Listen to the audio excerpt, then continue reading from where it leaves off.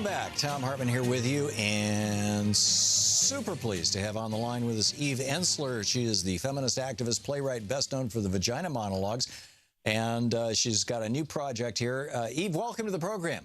Thank you. Thrilled to be here. Thanks for joining us. Tell us about 1billionrising.org and vday.org. Yes, with pleasure. 1 Billion Rising is a global mass campaign to end violence against women and all the forms of violences that intersect with that, whether it be racism or climate change or economic inequality. And every year, 200 countries rise. This month, usually on February 14th, so some have already risen this weekend, and they'll be rising till March 8th.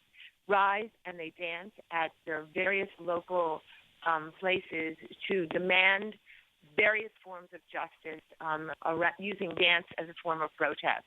And this year we are seeing thousands and thousands of risings happening, I think really being escalated by, in this country certainly, the election of our predator-in-chief, and throughout the world with the rising tide of fascism, with the rising tide of immense poverty and climate crisis.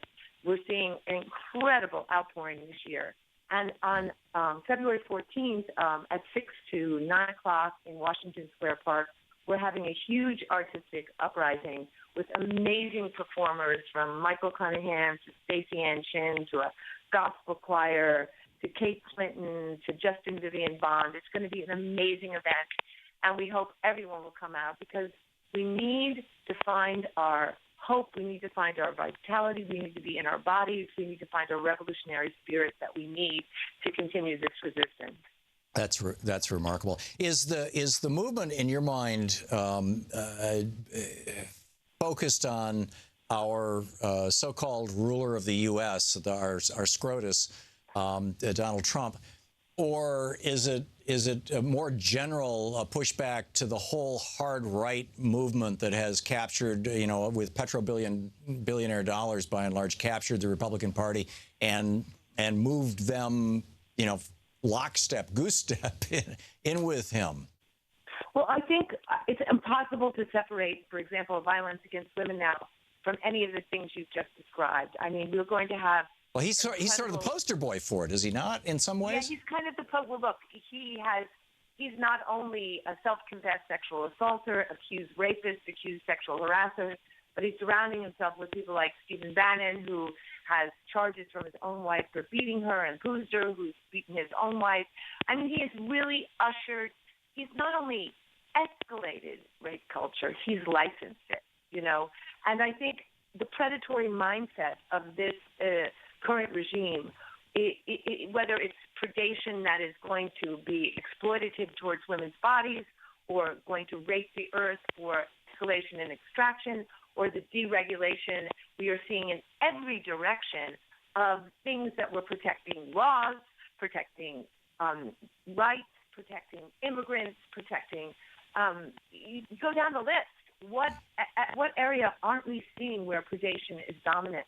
And I think every one of these executive decrees feels like a form of violence.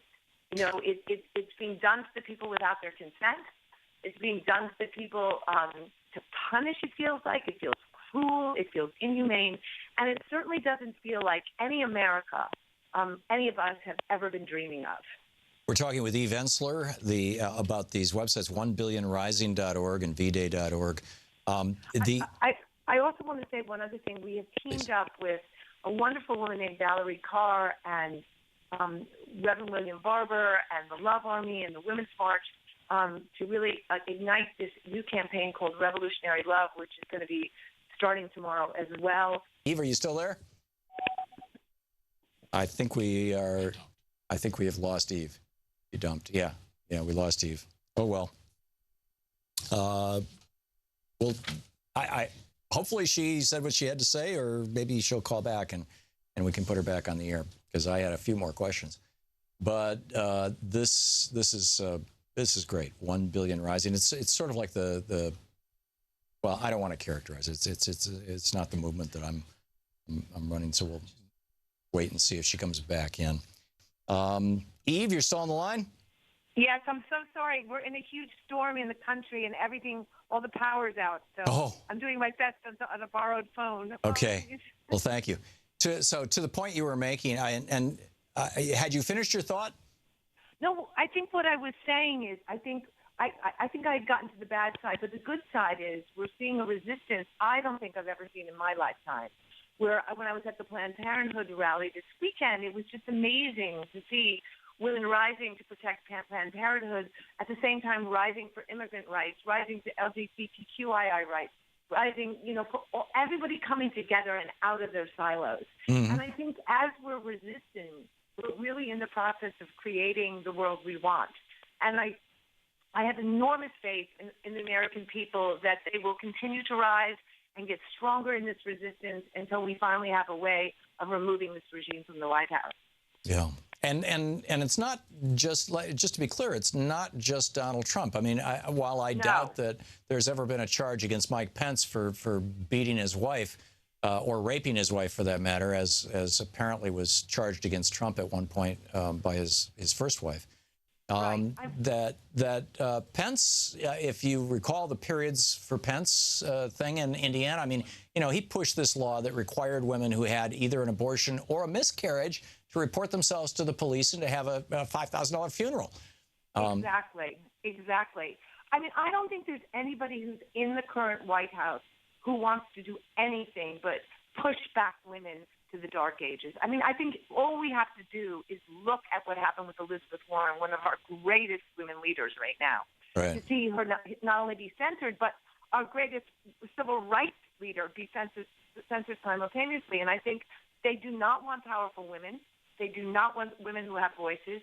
Their dream is to push women back so they have no choices in any direction, so they have no autonomy over their body, so they are not in leadership positions. And I think it's not going to happen. I mean, I'm just going to say it for me, this vagina is out of the bottle and she ain't going back in. And everywhere I have been, whether it's the Women's March or every demonstrations I've been at, I am seeing, and what we're seeing in D-Day this year, which is, the productions of the Vagina Monologues, I mean, we are seeing a resurgence. There are over 700 places doing the performance this year. And in the red states as well, where women are finding each other and galvanizing and finding a way to rise up and resist. That's marvelous. Eve, we're out of time, but thanks so much for what you're doing and for being with us today. And tell everyone to come on Tuesday night, 6 to 9, Washington Square Park. Will do. Thank you, Eve.